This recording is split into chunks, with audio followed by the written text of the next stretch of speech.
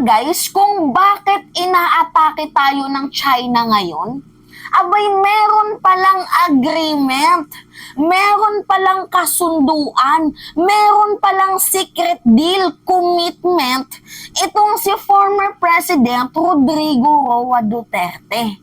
So ngayon guys, pag-usapan natin tong sensitive details na pinumbliko ng Rappler. So ito po ay pahayag ng mga Chinese. So kasi masyado nang malalim ang tensyon ngayon, no, sa West Philippine Sea. Abay, meron palang baraha itong Chinese laban sa atin. Kaya nga guys, kung mapapansin nyo, di ba, kahit anong ginagawang depensa or kahit anong ginagawang trying hard na pagtayo ng structure dyan sa West Philippine Sea at sa pag-aayos sa bulok nating BRP Sierra Madre, hindi natin magawa-gawa, 'di ba? Lagi tayong wina-water cannon, nagbabanggaan diyan ng mga barko kasi nga hinaharangan tayo ng mga Chinese. So ang pagharang nila, meron din palang reason. Dahil itong si former President Duterte, meron palang commitment,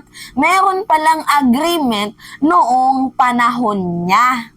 So may nag-comment, binenta na ba tayo ni Digong binenta na ba tayo ni Digong doon sa mga China? Actually hindi po, but if you will try to read between the line guys, hindi mo siya masasabing binenta, pero malapit na doon sa termino na yun. So ngayon guys, 'di ba mapapansin nyo din itong si Vice President Sara Duterte, hindi nagsasalita ni kahit isang sentence, statement na bitawan, 'di ba, sa ginagawang pambubuli sa atin ng China, wala siyang nilalabas kasi nga alam niya na ang kanyang ama ay meron palang agreement dito sa Chinese government.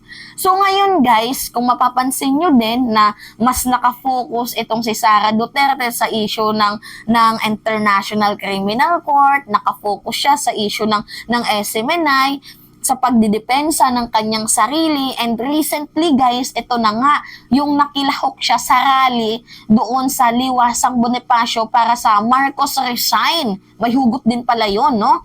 Sa Marcos Resign at dito sa pagtatanggol nila kay Pastor Apollo Kibuloy. So kaya naman pala guys, wag na tayong magtaka, abay pinoprotektahan lang ni VP siguro baka itong kanyang ama.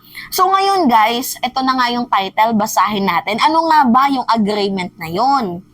So DFA fumes as China makes public sensitive details.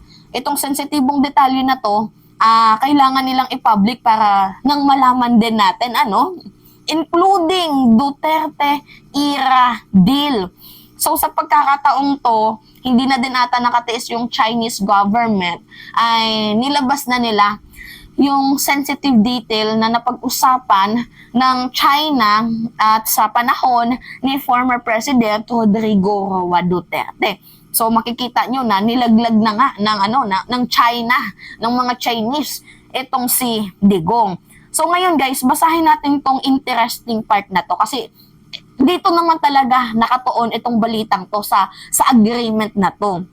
So sabi dito, according to the report, China wanted Philippines to commit not to transport large-scale building material to reinforce the Sierra Madre, referring to a World War II ship. So mamaya ipapaliwanag natin yan sa inyo basahin lang muna natin to.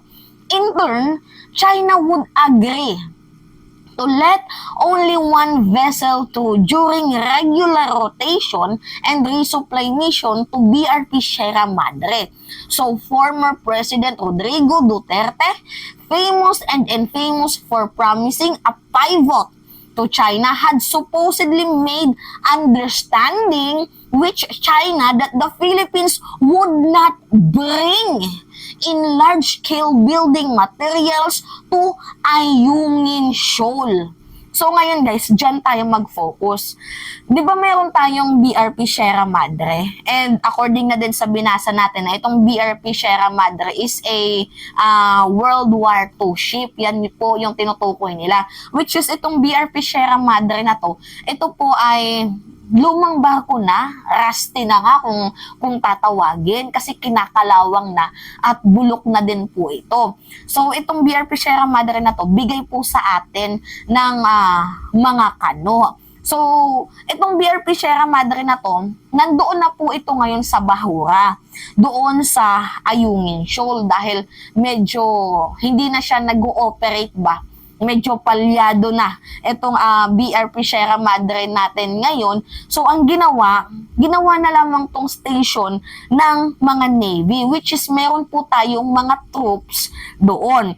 So 'di ba dapat nung panahon ni Digong, ang ginawa niya, dapat inayos niya 'to, 'di ba? Kaso hindi niya inayos kasi nga meron pala silang agreement, meron pala silang commitment kasi itong BRP Sierra Madre na to, pinatapon na to ni ERAP doon sa Bahura, doon sa Ayungin Shoal. So tanda na atin yan. So ngayon guys, ano nga ba yung commitment? Actually nabasa ko na yan. Pero kung ano natin try itong yung real-time Tagalog. So ganito guys, ang commitment ni former President Rodrigo Roa Duterte na hindi tayo magdadala ng concrete materials na pang-repair sa BRP Sierra Madre. So meaning to say, antayin na lang natin yang mabulok. 'Di ba? Kahit anong structure ang dalhin niyo diyan ng mga resupply para sa structure, para sa pag-ayos ng BRP Sierra Madre, bawal. Kasi yun po yung agreement nila. Only tubig, pagkain, yun lang. Kasi nakasaad na dito guys, basahin natin According to the report, China wanted the Philippines to commit not to transport large-scale building materials. So yan po yung commitment nila na walang magdadala ng mga resupply materials para for building structure. 'Di ba dapat lagyan na natin diyan ng gate, kumbaga ng bakod kasi atin naman yan. Wala. Bawal daw. Kasi yan yung agreement nila. So, in turn, China would agree to let one vessel through during regular rotation and resupply mission. So, sabi pa nga dito, nagkaroon po sila ng promising a pivot to China had supposedly made an understanding, nagkaunawaan na sila, na itong Pilipinas hindi po magdadala ng large-scale building materials doon sa Ayungin Shoal. Kaya nga guys, kung mapapansin nyo, 'di ba? Wina-water cannon tayo every time na madaming mga resupply mission kasi nga ang inagrihan lang nila isa lang yung magro-rotate doon. Ang ating presidente kasi kinukuha niya talaga yung sariling atin, ang atin ay atin. Pero mukhang ito na nga ang ginagamit nilang baraha. Bakit nyo aanuhin yan? Ba't kayo magbibuild ng structure dyan? Bakit nyo aayusin ang BRP Sierra Madre? May agreement kami ni Duterte. So, inaantay na lang lamang nilang mabulok. Nabubulol na ako. So, itong mga Chino na to, inaantay na lang talaga nilang mabulok ang BRP Sierra Madre. So, hudyat na yun na para sa kanila siguro, or ang kinin nila, yung lugar na yun. 'Di ba?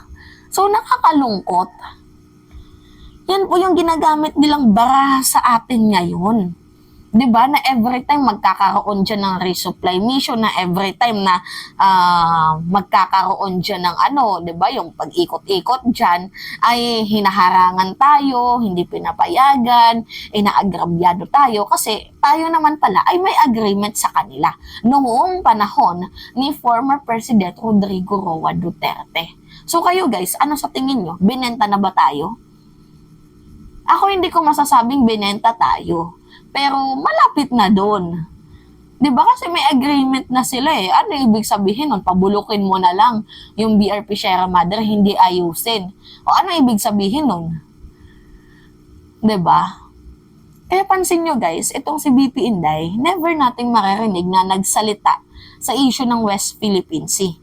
Nagsalita siya sa ginagawang pambubuli ko, no, kay Kibuloy. Pero yung pambubuli dito sa China, wala. Ano yung sabi ni former President Duterte? Bigay nyo na lang yan, tubig lang din naman yan. Sinabi niya yan noon. Tubig lang naman din yan. Bigay nyo na lang yan. Diba? Yan. Sensitive details to, pero nilabas nila. Para naman ng matauhan din yung mamamayang Pilipino. Ako hindi ako kumakampi sa China, ha, kasi mali yung kanilang ginagawa. Ang pinaka nakakagalit lang dito yung ginawa ni former President Duterte, kasi kawawang-kawawa ngayon si President Marcos. Siya yung kumakargo ng problemang iniwan ni Digong. Hindi lang sa West Philippine issue, kundi sa mga utang niya. Si President Marcos ang kumakargo nun. Tapos sinasabihan nyo, walang pagbabago. Yung 1 point something trillion na bawas sa utang ni Digong, si President Marcos ang nagbayad nun. Yung pagtaas ng employment rate, hindi nyo nakikita yun? O baka sa bigas na naman tayo, ha? Diba? Ano pa bang pagbabago ang gusto nyo? Ano pa ba? Actually, kawawa nga si President Marcos ngayon eh. Tapos sinasabihan pa ni Digong na, oh, gala lang yan. Si Marcos, gala lang yan. Diba? Ikaw nga, bunganga ka nga lang din eh.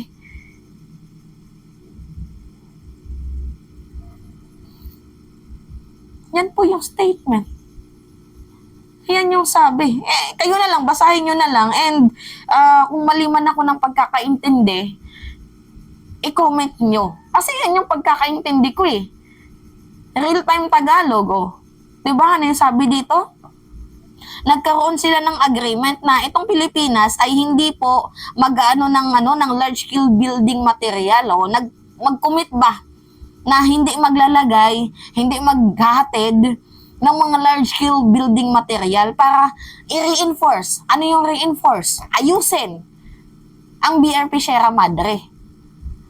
Diba? Nagkaroon sila ng promising, ng pagkakaintindihan. Kayo, bahala kayo guys. Kung yung mga DBS dyan, utak na lang kahit papaano.